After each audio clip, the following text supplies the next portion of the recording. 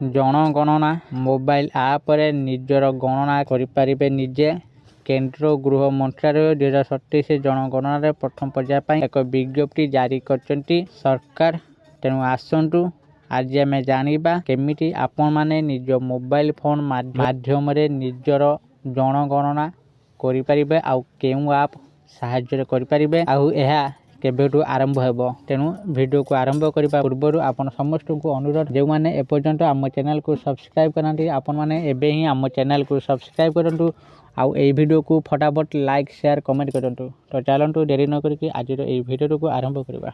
କେନ୍ଦ୍ର ଗୃହ ମନ୍ତ୍ରାଳୟ 2027 ଜନଗଣନାର ପ୍ରଥମ ପର୍ଯ୍ୟାୟ ପାଇଁ ଏକ ବିଜ୍ଞପ୍ତି ଜାରି କରିଛନ୍ତି। ଏନେଇ ନିୟମ ଏବଂ ସମୟସୀମା ଘୋଷଣା କରାଯାଇଛି। ପରିବାର ତାଲିକାଭୁକ୍ତ କରିବା ଏବଂ ଗଣନା ପ୍ରକ୍ରିୟା ଚଳିତ ବର୍ଷ ଏପ୍ରିଲ 1ରୁ ସେପ୍ଟେମ୍ବର 30 ମଧ୍ୟରେ ଆରମ୍ଭ ହେବ।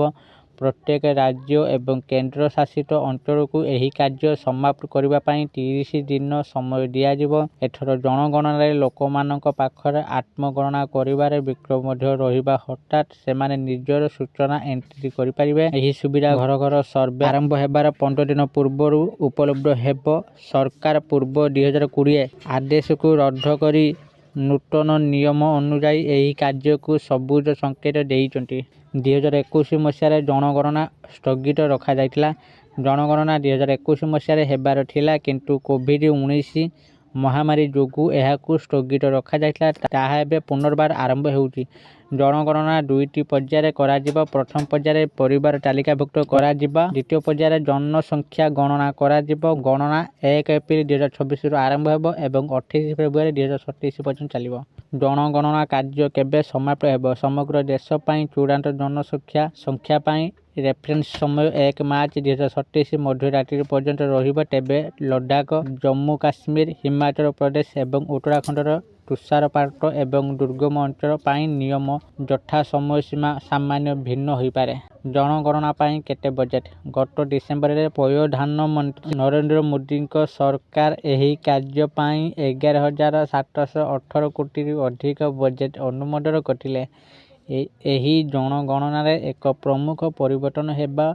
ଜନସଂଖ୍ୟା ଗଣନା ସହିତ ଜାତି ସୂଚନା ଅନ୍ତର୍ଭୁକ୍ତ କରାଯିବ। ଏହା ବିଶ୍ୱର ସବୁଠାରୁ ବଡ଼ ପ୍ରଶାସନିକ କାର୍ଯ୍ୟ। ଏହାକୁ ସମାପ୍ତ କରିବାକୁ ପ୍ରାୟ 3 ନିୟୁତ କର୍ମଚାରୀଙ୍କୁ କାର୍ଯ୍ୟ କରିବାକୁ ପଡ଼ିବ। ଏହା ଭାରତର ପ୍ରଥମ ଡିଜିଟାଲ ଜନଗଣନା ହେବ।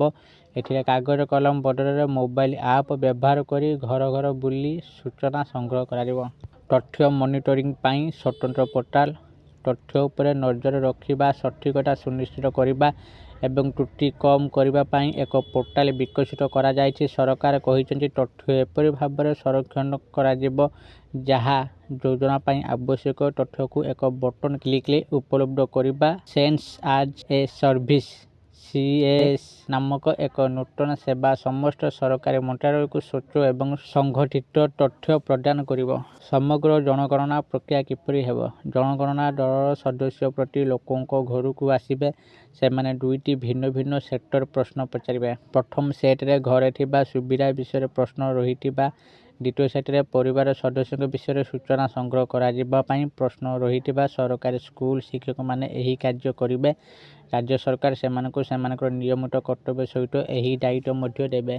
ଜନଗଣନାକୁ କିପରି ସଠିକ୍ ଭାବରେ ତଦାରଖ କରାଯିବ?